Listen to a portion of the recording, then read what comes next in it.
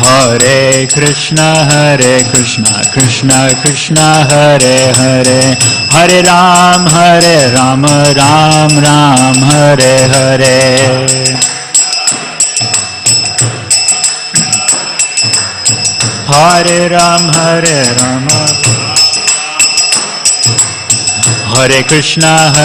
Krishna Krishna Krishna Hare Hare, Hare Ram Ram Ram Hare Hare.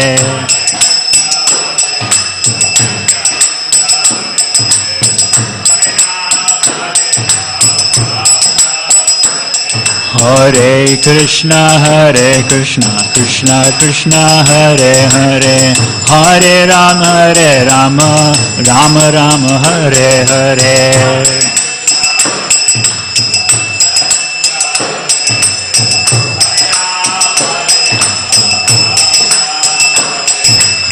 Hare Krishna Krishna Krishna Hare Hare, Hare Ram Ram Ram Hare Hare.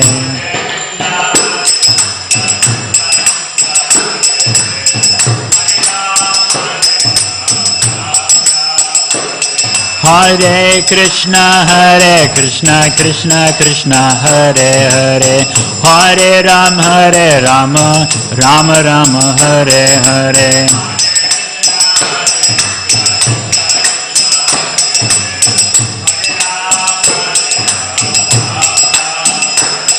Hare Krishna Krishna Krishna Hare Hare, Hare Ram Ram Ram Hare Hare.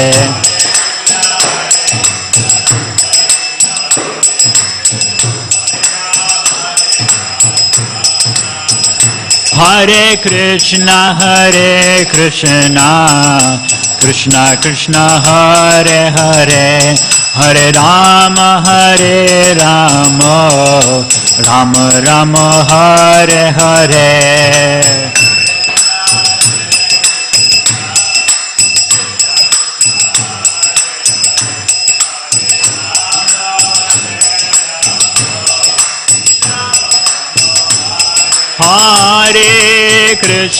Hare Krishna Krishna Krishna Hare Hare, Hare Ram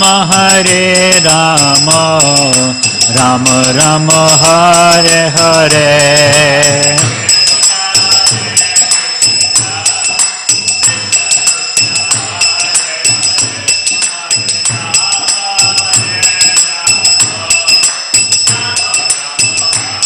Hare Krishna Krishna Krishna Hare Hare, Hare Ram Ram Ram Hare Hare.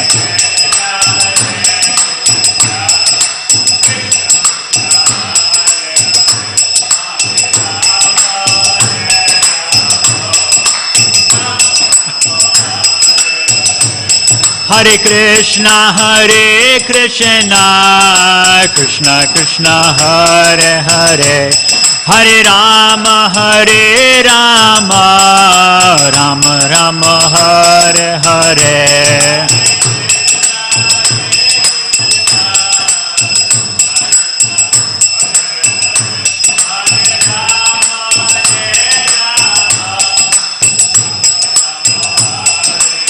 Hare Krishna Krishna Krishna Hare Hare, Hare Ram Ram Ram Hare Hare.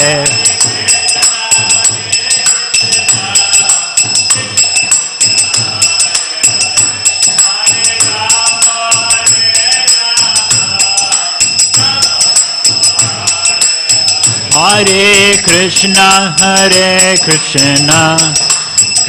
Krishna Hare Hare, Hare Ram Ram Ram Hare Hare.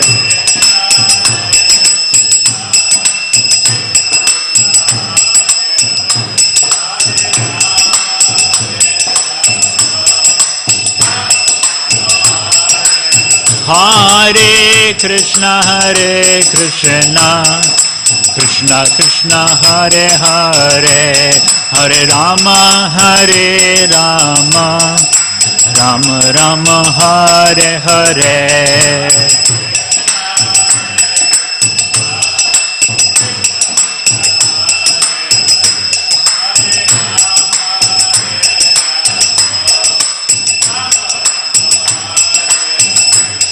Jai Radha Gopinath Radha Gopinath Shri Radhe.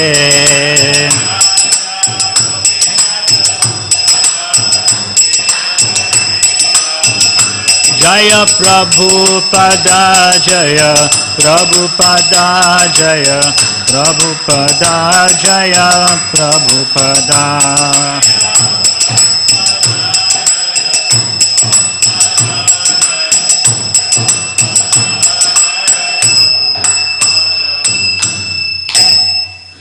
Jai Om Vishnupada Paramahamsa Parivrajagacharya Shutarashata Shri Srimad His Divine Grace Abhaishanaravindra Bhaktivedanta Swami Srila Prabhupada Ki Jai. Jai Om Vishnupada Paramahamsa Parivrajagacharya Shutarashata Shri Srimad His Divine Grace Srila Bhakti Siddhanta Saraswati Thakur Maharaj Prabhupada Ki Jai. Samaveta Gaur Bhakta Vrinda Ki Jai. Ananta Koti Vaishnava Vrinda Ki Jai. Grantaraj Srimad Bhagavatam Ki Jai. Jai Nitai Gaur Premanande.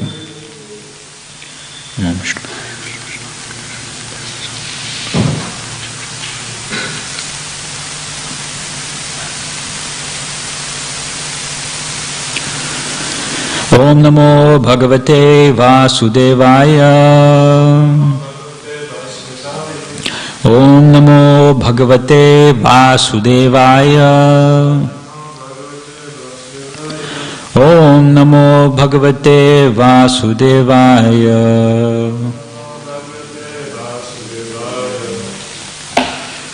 Okay, today we're reading from Canto 3, Chapter 5, which is almost finished.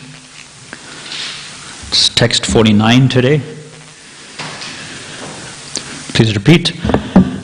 Yavad balim te jaharam kale. Yavad balim te jaharam kale.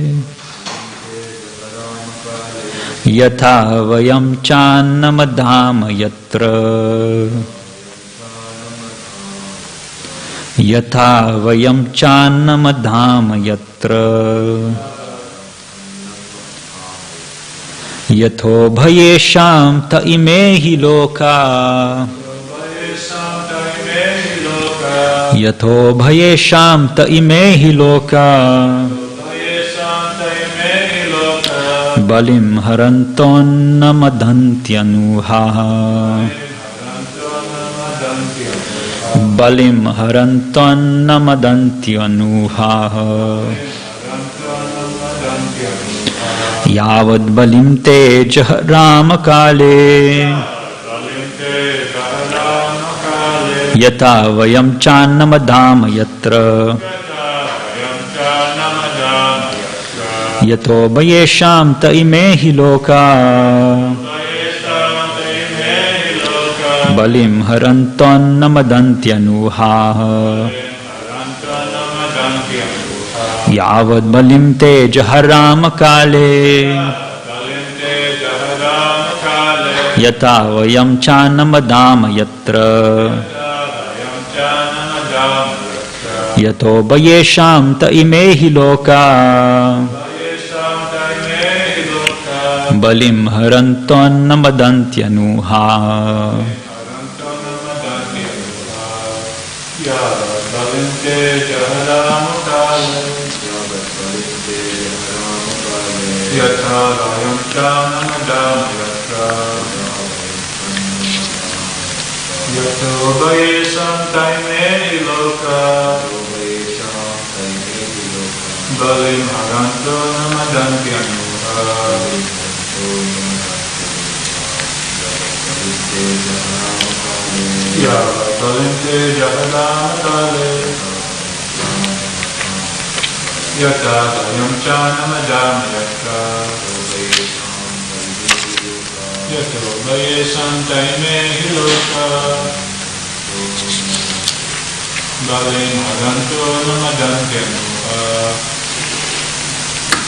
Word for word, yavat, as it may be.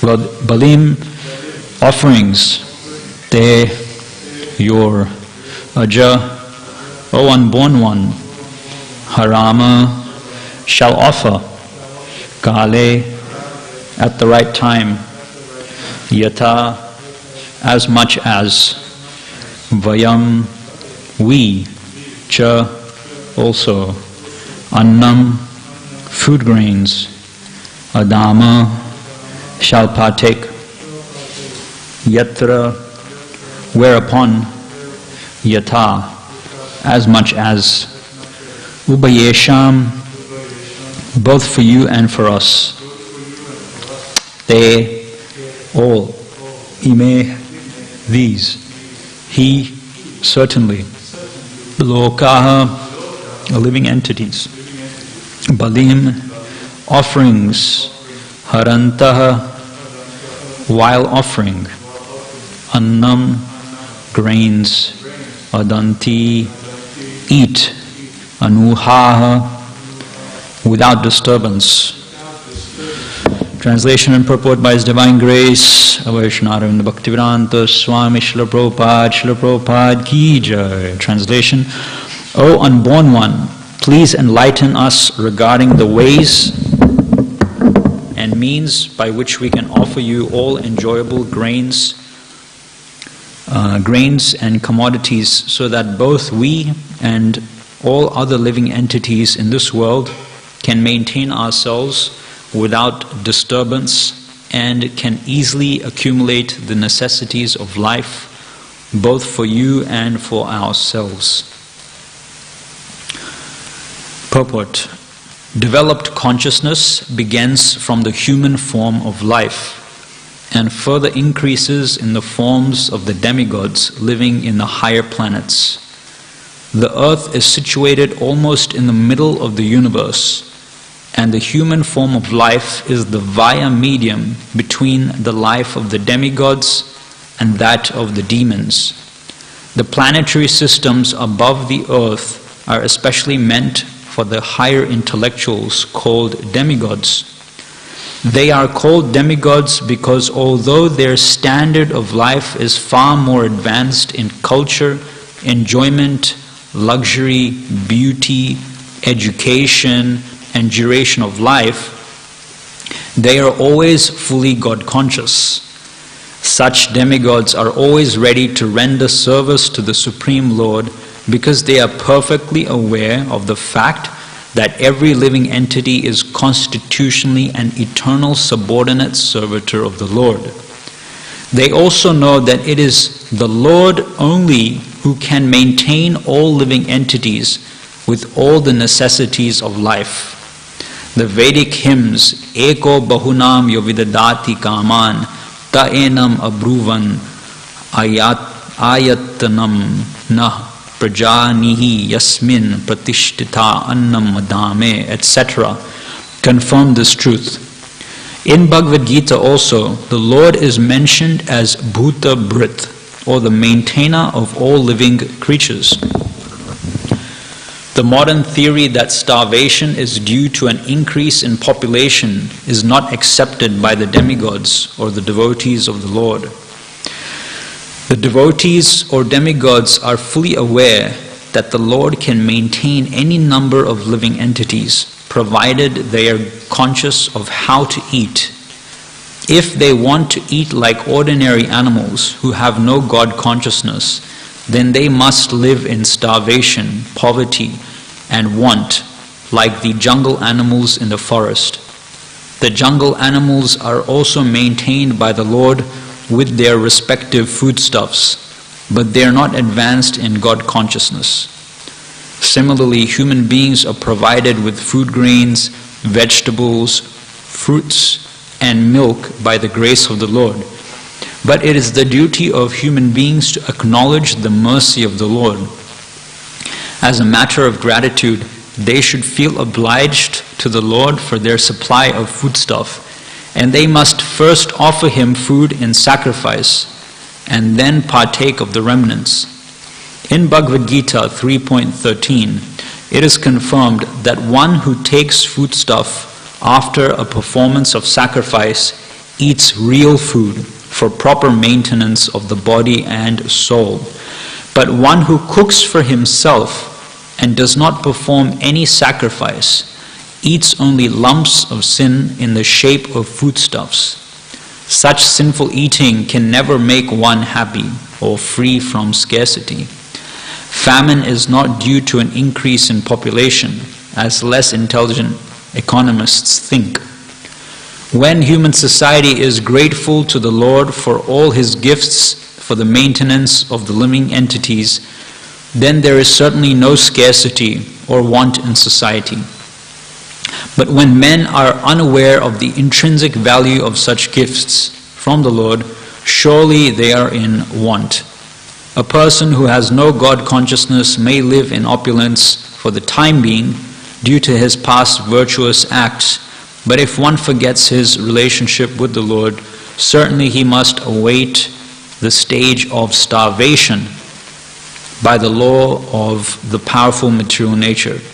One cannot escape the vigilance of the powerful material nature unless he leads a God-conscious or devotional life.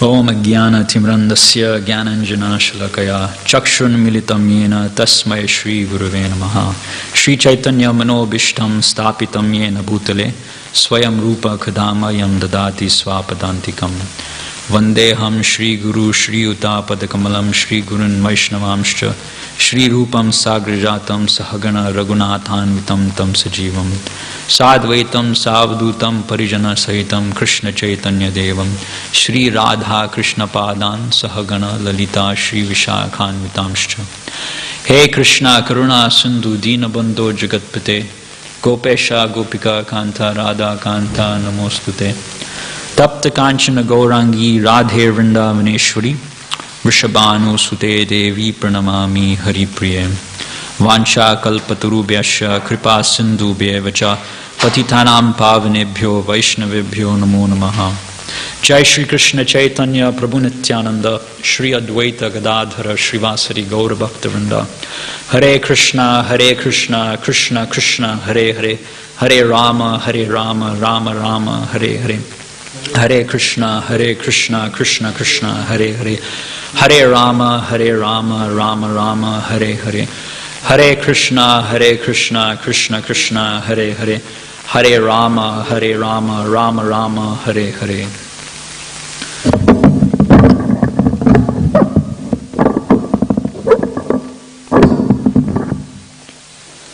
Okay, so Srila Prabhupada chooses to focus on the topic of demigods in this particular verse.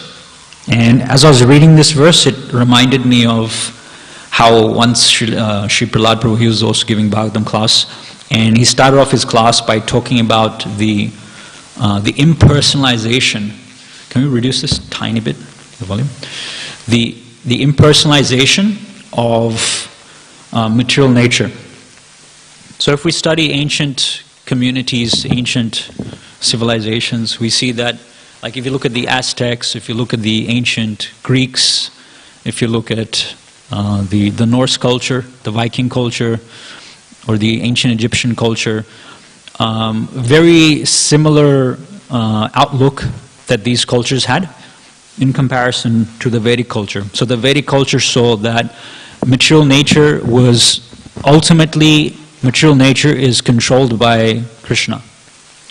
But then Krishna deputes different demigods to administer different resources in material nature, like water, fire, air, ether, all these different things like that. So these ancient cultures also believed that different demigods or angels also control different aspects of material nature.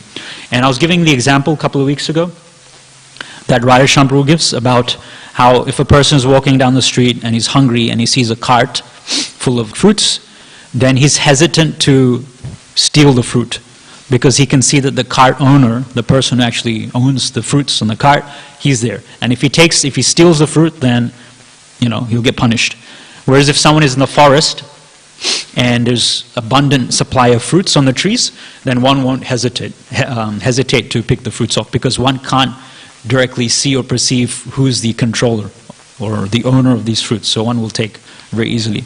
So in the same way, because we've impersonalized material nature, now as a culture, as humanity, we don't hesitate to exploit material nature.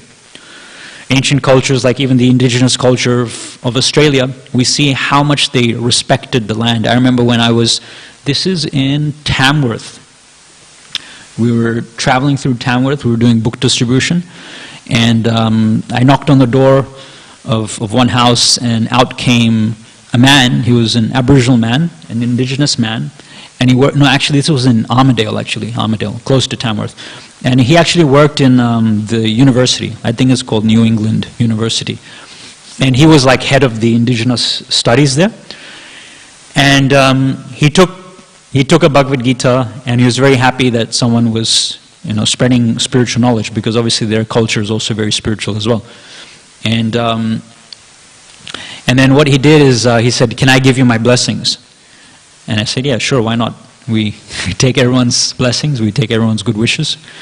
So he brought out these twigs, and he brought out these like branches, and they were smoking. He put fire, and then he put the fire out, and it was smoking. And then he like whirled it around my body, my head, and he touched different parts of my body.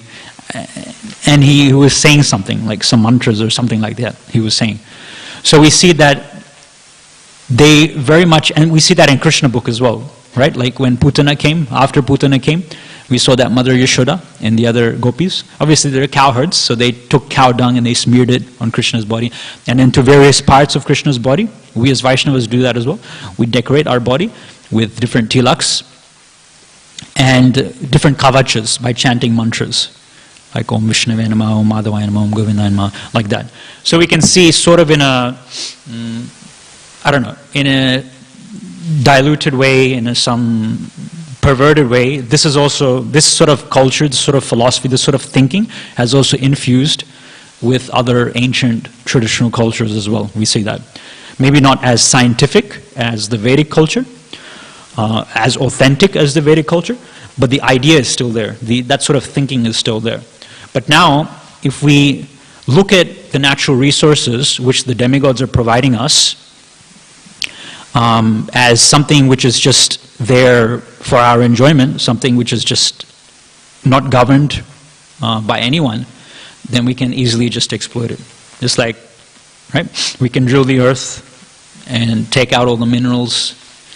We can, if we don't believe in a demigod controlling the sky or the wind, like Vayu, then we can send, so many tons and tons of toxic pollution, fumes and gases into the atmosphere. Or if we don't believe in Varuna, the demigod controlling the water and the seas and the oceans, then we can, take out all the living entities from the water, like fish. Right? We can see videos of these fishermen with huge boats, and they just cast these nets, and out from these nets, when they drag the nets up, come like thousands and thousands, millions of fish they just catch like that. So we're exploiting the different resources like that because of our impersonal tendency as well.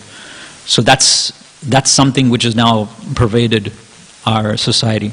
So the presence of the demigods, the idea of understanding that things are governed by personalities, that induces within our consciousness a sense of care and a sense of responsibility. Nowadays we're living in a very impersonal culture, either by our own choice or by circumstances, right? Like most people, their friends are now virtual friends. I mean, they're people, but they interact with them virtually on the computer through social media, Facebook and all that sort of stuff as well. And recently I came across an article because of the lockdown in Sydney about young people, like they're interviewing one young lady in her late 20s, And generally younger people, they're more socially active. So when she heard the Premier announce that the lockdown would be extended by another week, then she sort of broke down. She sort of broke down crying, because she lives by herself. You know, maybe fortunate are those people that are living with families and friends and relatives and all that sort of stuff. But people who are living by themselves, especially, they would probably be doing it much more difficult, much more hard, much more tough for them. Because literally they can't go out of the house. They have no one to interact with. They have no one to talk to. So she was explaining how she just, when she heard that news, which was announced by the Premier, she just broke down. She just started crying. Because it affects people's mental health as well, you know. If they can't talk with anyone, if they can't interact with anyone. And then she was talking about how, like, few times a week she has Zoom dinners, right? So, yeah, that's what it's come down to nowadays, Zoom dinners. So you put on your laptop, you put up your computer, and then you cook a meal for yourself, and then you talk to your friends over Zoom while they also have their dinner as well. So this is Zoom dinners. This is the result of an impersonal culture. And, you know, we can say it's the pandemic and all that sort of stuff, but even that is a result of us, as a culture, as a society, living a sinful life, not respecting God and God's creation, and therefore we have these, you know, reactions, as Prabhupada mentions, bushfires and all these other natural Adi-Devic disturbances which are coming. It's ultimately the fault of humanity. So it's our fault, ultimately. So this sort of impersonal tendency can creep into us as individuals as well. Like even within devotional life, we can experience impersonal tendencies because we come from that baggage, and now we learn that bhakti is a process of transcendental realization where success depends on, you know, the mercy and the blessings of other people. Whereas in other yoga systems or other systems of self-realization like jnana and hatha yoga, then, you know, it's all about yourself, and it's all about isolating yourself by going to the, you know, self-isolating yourself by going to the forest. So success depends on isolation and going within yourself and not interacting with the world around you and interacting with other living entities. Whereas in bhakti, it's not like that. Right? So, I was thinking about this for some time over the past couple of weeks. Two ways, broad ways, in which an impersonal tendency can creep in us, even as devotees. Like one way is obviously not treating other people, other living entities or other devotees as people. Like when I first joined the temple, or this was even before I joined the temple, we had a group called GSS, Gauranga Sabha Sydney. So, you know, a couple of young, you know, single men, we used to meet together every week, and devotees like Adipurush Prabhu, Ganesham Prabhu, they used to hold classes for us. We used to discuss lectures, and it was really nice. So we used to learn a bit about Vaishnava Sadachar. And one of the first things that I learned from Vaishnava Sadachar, or the behavior of a Vaishnava, is that it is considered to be an offense, some type of a Vaishnava aparad, it is considered to be, if one does not acknowledge the presence of another Vaishnava. So just like, you know, how if we're walking down the street on a sidewalk or something like that, and you know, another person is walking the opposite way, generally, you know, what happens, like, sometimes we may smile at them or like that, but because we don't have a relationship with them, most of the times they'll walk the other way and we'll walk the other way. We won't even acknowledge their presence. We'll just, you know, we'll just keep walking. If you do that with a Vaishnava, that's considered to be offensive. Like Radhesham Prabhu says that everyone should have at least like a Haribol relationship with each other. You may dislike a certain person because of their traits or how they're practicing bhakti or their behavior or their personality like that, but at least we should have a relationship like at the very base level. Like it's bad, but at the very base level we should be able to say, you know, Hare Krishna Prabhu or Hare Krishna, Haribol to them. We should not completely cut off communication. So when you're passing a Vaishnava, then at least we should say Hare Krishna, or we should inquire. Just like in Vedic culture, even if an enemy comes to your house, then you should offer them a good reception. And when the enemy is in your house, they should not even think that, you're an enemy with them. You should treat them as a host. You should treat them in such a way that they'll be completely at ease. And we see that with the Kauravas and the Pandavas in the Kurukshetra war. How at nighttime, they would come together, even though they're killing each other during the daytime. But at nighttime, they would come together in a very friendly way, and they would eat together and dine together and all that sort of stuff. So this is Vedic culture. So if you're passing by a Vaishnava, at the very least, you should, give some eye contact. You should maybe smile at them or something like that. So sometimes these impersonal tendencies creep within us that we don't treat the other person as if they're a person. We can go out of our way to inquire, how are you doing? How is your bhakti going? What have you been reading? Can I help you in any way in your service? Like that. So that's one way that we can look at it. Another way that we can look at it is too much self-absorption in ourself. When we have this sort of mentality that I'll just take care of my bhakti, I'll just go deep within myself, which is good, it's needed, but if our bhakti is completely focused just on that, just on reading for ourselves, chanting for ourselves, then bhakti becomes really mechanical. Even our so-called attempts at jiva doya, going out and preaching, even that becomes really mechanistic, because it's all about, we come up with a schedule for ourselves, like from this time to this time I'll chant, from this time to this time I'll read, from this time to this time I'll work, or I'll go shopping, or whatever, depends what our schedule is. And then we allot, a certain time during the daytime for preaching activities like that. So even that just becomes part of the schedule. Rather than the preaching spirit infusing within our Krishna consciousness and pervading whatever activity we do, whatever thought that we think, it just becomes part of another schedule like that. And how is that impersonal tendency there? It's like, generally we think that if I'm happy and if I'm satisfied, then because we're all one, you are me, I am you. If I'm happy, then automatically you're happy as well. Therefore, let me just focus on myself. If I focus on myself, then everyone else will be all right. But that's not how the Vaishnava thinks, or that's not how the Vaishnava sees. Rather, the Vaishnava sees that it is Krishna who is the root of existence. So if Krishna is happy, and if Krishna's devotees, the Vaishnavas, are happy, then I'll be happy. It's not the other way around.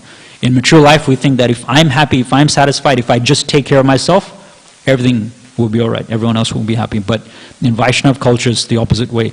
Even though we're facing hardships and difficulties, physical difficulties, mental difficulties, if we just go out of our way to please Krishna, and how do we please Krishna? Krishna tells, or rather Lord Shiva tells Parvati, Aradhananam sarvesham Vishnur aradhanam param tasmat parataram devi tadiyanam samarchanam. He says, right? Out of all types of worship that one can perform in this world, the worship of Lord Vishnu is the greatest type of worship. And even more exalted than directly worshipping Lord Vishnu is to worship Vishnu's paraphernalia. And Srila Prabhupada mentions that specifically the paraphernalia there mentioned is the devotees. So I was thinking, I was listening, this is a couple of weeks ago, to some devotees. They were remembering like Indra Prabhu. It was like some disappearance, some lecture. Devotees were recollecting memories like that. And I remember listening to one of his mridanga players. His name is Vrindavan Das, and he was also recounting some activities. And he joined the Kirtan Mandali in Vrindavan when he was really young, like less than 20 years of age. And he was describing many of his fond memories and remembrances of Indra Prabhu. And it was very significant that some of the things that he said was just small things that, in this instance, Indra Prabhu would do to reciprocate with him, but they stayed there in his mind, and it made him develop a really deep bond and really deep appreciation with him. Like, for example, when he was like really young and he had just joined Vrindavan, as you probably know, it gets really hot. In the summer, it gets like almost 45, 50 degrees Celsius, and in the winter, it gets extremely cold. So he joined this Vrindavan Das. He joined as a like really young brahmachari, and then he was down there one winter morning, and he was getting shaved up, and all he was wearing was just like a gamcha, and he had like a shaved head. And he remembers seeing like Ayendra Prabhu, he came and he just asked him, hey, Vrindavan, it's so cold, you're just wearing a gamcha, you should cover yourself up, you'll get sick. Or another thing that he remembered was like during Ekadashi or some sort of some festival, they were fasting, all of them were fasting. And so Vrindavan Prabhu, he was also fasting as well. And he was, as I mentioned, he was really young. And then it was time, the next day it was time to break the fast. And even before Ayendra Prabhu broke his fast, he came into the brahmachari ashram. I mean, he's living in the brahmachari ashram, but he went to like one of the other rooms, and he knocked on the door, and he looked at his crew, all these young boys who were helping him in the kirtan. And he looked at Vrindavan Prabhu and he said, Vrindavan, you should break your fast now. It's time to break your fast. Make sure you break your fast. Make sure. So you break your fast, you take some nice prasad, because if you eat some nice prasad, then you can play big. He said if you eat big, then you can play big as well. Or another time, when he was feeling a little low on energy, he recounted an instance where Ayendra Prabhu, even though he was following such a busy schedule, like he was in charge of running the 24-hour kirtan. If anyone has actually organized, I think Harsh Prabhu does, Dear Prashant Prabhu, they're organizing, sometimes we have during festivals like 24-hour kirtan. Recently during the 50th anniversary we had a 2-day kirtan, 48-hour, 50-hour kirtan. So just for these 2 days, the person who's in charge has to make sure that at all times of the day, like 24 hours a day, someone is singing kirtan. So it's very difficult, right? You have to maintain a schedule, you have to make up a schedule, you have to make sure devotees are coming on time. If no one's there, you have to find a replacement. If no one's there to replace, then you have to go and replace. You have to make sure there's always a kartal player, mridanga player. It's really difficult, a lot of responsibility. But someone like Ayendra Prabhu, he did that 24 hours a day for 24 years. And he was managing a crew of more than 16 devotees, 16 to 20 devotees, a crew with that. And then on top of that, he would chant his many, many rounds, and he was explaining that his daily worship of his deities itself took 4 hours. So on top of all this sort of things, he took the time out when he heard that his mridanga player was a bit weak, low on energy. He actually took the time out to go out to the local bazaar, and then he brought back some chickpeas. He said, Vrindavan Prabhu, if you take these chickpeas, then you get the energy again. And he said, soak them overnight and take them the next morning with a little bit of chaat masala, and you'll get the Shakti again. And he told him that, a lot of people think that the big chickpeas, the big whitish, yellowish chickpeas, they're really powerful. But actually these little small blackish ones, they're more potent, they're more powerful, they have more protein, they have more Shakti. So if you take these, you become powerful. Like that. So he was just recounting these really small things. And that left a deep impression on him. And why I'm saying this, I'll give you one more example. Harinamananda Prabhu, if anyone knows Harinamananda Prabhu, he is, not the one from Kadamba Karanamar's disciple in the Harinam Ruchi team, but this is Harinamananda Prabhu is you could say the guru of book distribution for even someone like Naveen Nirada Prabhu. So he was a Swiss, I think either a German devotee or a Swiss devotee, back in the 80s, I think, 80s, 90s, like that. He was, the biggest book distributor in ISKCON. And he was explaining in a story that I read, actually I read this article, where he was recounting that it was some marathon and he had to beat some other score. I can't remember the details exactly, but he had to distribute something like 3,000 or 4,000 Mahabig books in a week. In a week. So every day he was distributing almost like 1,000 books. It's like phenomenal. It's like unthinkable. How can someone do something like that? And it was like the last day or the second last day. And he had to distribute something like 800 or 900 books that day. So somehow, because of his situation, his circumstances, he ended up in a little parking lot in some little small village in some town in Switzerland. And he got out of the car early in the morning and he started knocking on, different car doors, and people were starting to wind down the windows, and he started presenting the books, started distributing sets to people. And even though there was such a small trickle of people coming in and out of the car park, right? throughout the day, he didn't stop. He kept going for like 7 or 8 hours, non-stop. And throughout the day, he distributed more than 1,000 books, something like 900 or 1,000, or just over 1,000 books. Unbelievable. So he broke the target that he was doing for that week. He did more than 3,000-4,000 books that week.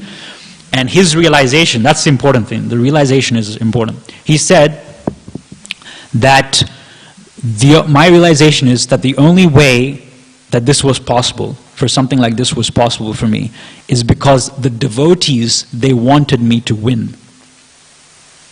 I was acting in such a way, gathering everyone's blessings, that the devotees, they wanted me to win. Sometimes people can become jealous of us, sometimes people can become envious of us, and this sort of, I don't know, vibrations or whatever, desires from other people, it can affect us as well. But if we act in such a way, like recently Sriman Nrsimha Prabhu told me that he gave a different definition for Vaishnava association. Right? Generally we say that Vaishnava association or sadhu sangha means that we reveal our heart to another person, they reveal our heart to them, to us. We discuss Krishna Katha, and the result of sadhu sangha is that it transforms our heart. Right? Or Rupa Goswami, he gives a definition, as you know, dadati pratigranati bhungte bhojayate cheva bhuyamakiti prichati. These are the 6 loving exchanges between devotees. This is sadhu sangha.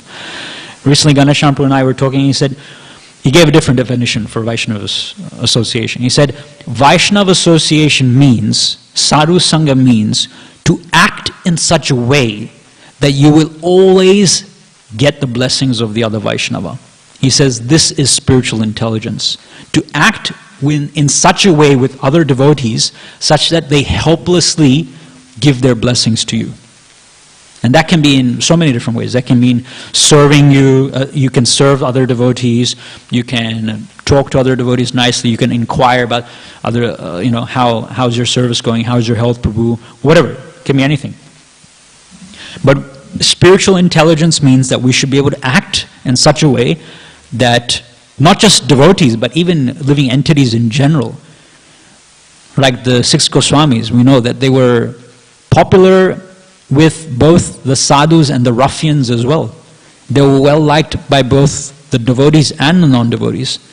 So it's not that they completely, because they were devotees, they just associated with the devotees and they sort of neglected everyone else. They looked down upon everyone else. No. They acted in such a humble and meek way that it attracted the attention and the favor of even, people who are not following Krishna consciousness, people who are karmis or gyanis or yogis. So this is Vaishnava intelligence, this is devotee association. And our Vaishnava Siddhanta can be broadly summarized, I think Bhaktivinoda Thakur mentions, in 3 different aspects. First is Namaruchi, then comes, not then comes, but the other aspect is Jivadoya, and then it's Vaishnava Seva.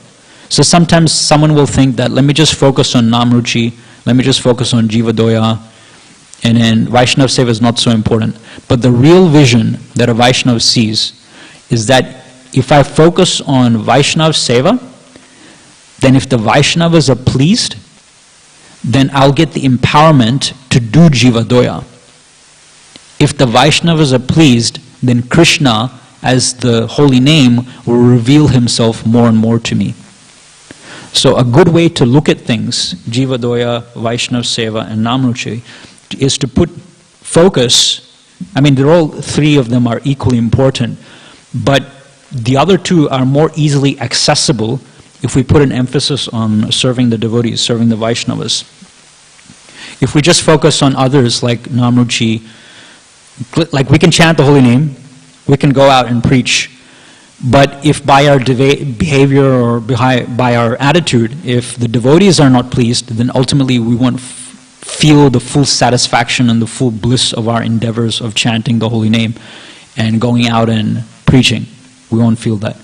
So the focus we should put on Vaishnava Seva as well. So that's one thing. So the reason I sort of got into this is because we're talking about demigods and how if we understand demigods are there, then we'll have a more personalistic view. But if we don't, like I was talking about how modern society is really impersonal in the way that it deals with Mother Nature. So that tendency also creeps in. But then Krishna, he comes as, like he sends his representatives like Srila Prabhupada, and he comes himself like Chaitanya Mahaprabhu to dispel this impersonalistic tendency within us. Right? Like in Srila Prabhupada's Pranam Mantra, we see Nirvishesha Shunyavadi. Nirvishesha Shunyavadi. So he comes, Srila Prabhupada has come to destroy the impersonalistic tendency within us and the voidistic tendency within us as well. And Chaitanya Mahaprabhu, he but he did convert two of the biggest impersonalists in India at that time, 500 years ago. Does anyone know who they were? Sarvabhauma Bhattacharya was one. And you know? Yeah, Prakashananda Saraswati. So with Sarvabhauma Bhattacharya, we know that both of them actually became really like pure devotees of Chaitanya Mahaprabhu. And it says that Chaitanya Mahaprabhu chose to, wipe out their impersonalistic tendencies and make them devotees. So we can see there that if someone is an impersonalist, then Krishna has the full capacity to change them. But here we see that Chaitanya Mahaprabhu chose to convert them into devotees.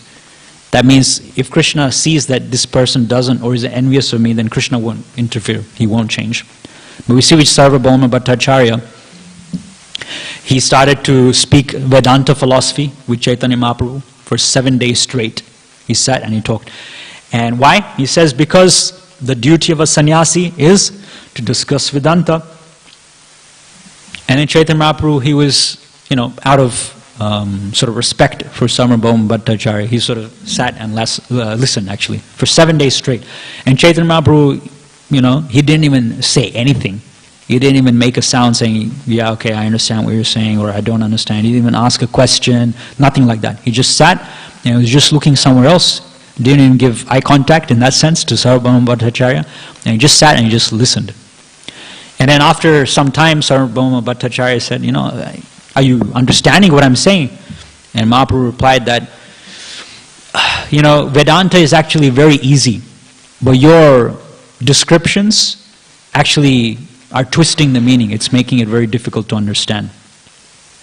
And Chaitanya Mahaprabhu proceeded to dispel these impersonalistic notions in Sarvabhauma Bhattacharya and eventually converted him. Such that the very next morning, when Chaitanya Mahaprabhu, he visited the temple in Jagannath Puri, he brought back some Mahaprasad of Jagannath, and he came to the house of Sarvabhauma Bhattacharya.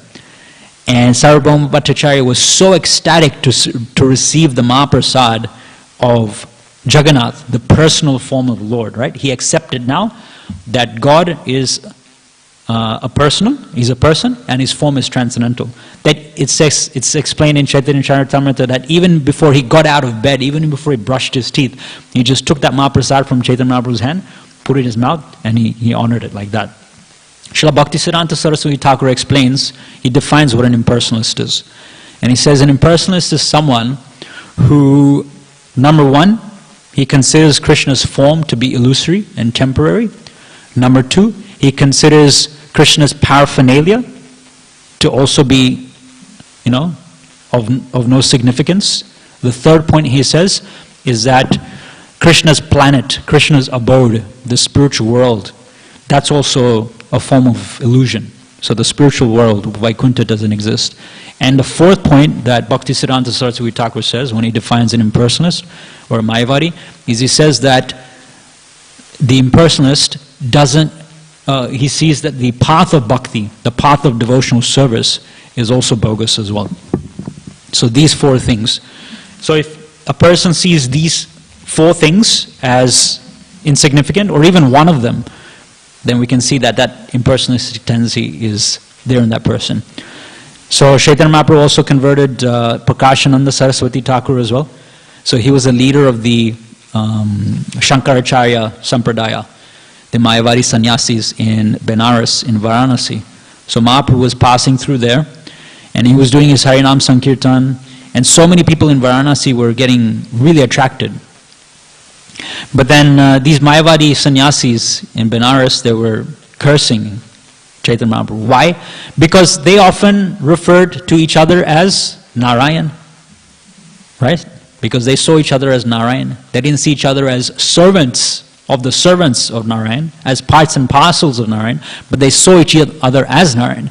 And therefore in that particular sampradaya, instead of calling each other Prabhu or Das, they call each other Narayan.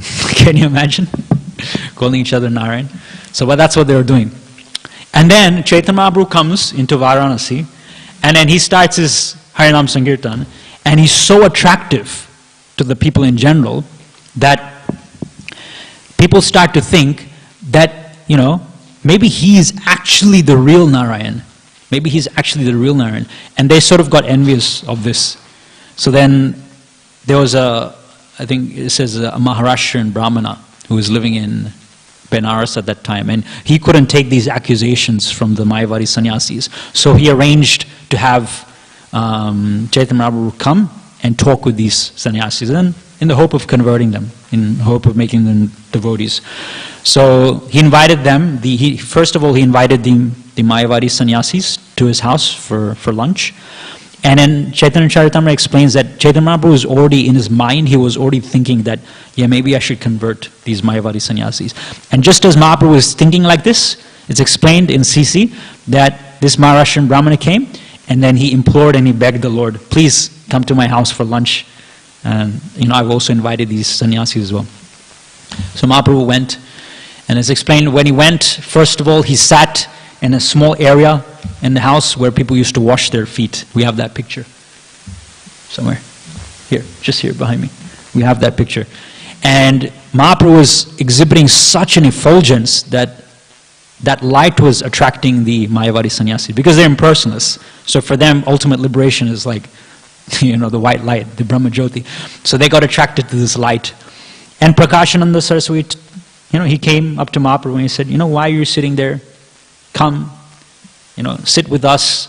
You're also from our sampradaya, you're also from our sect.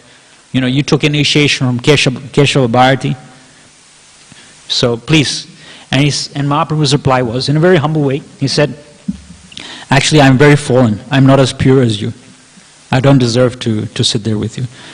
And Prakashananda was, in so many ways, he was imploring him, saying that, I think in the impersonalistic sampradaya, 3 of the branches of the sannyasis, I think one is Saraswati, one is Bharati, and the other one is, I can't remember the third one, Ashrama, Saraswati, and Bharati.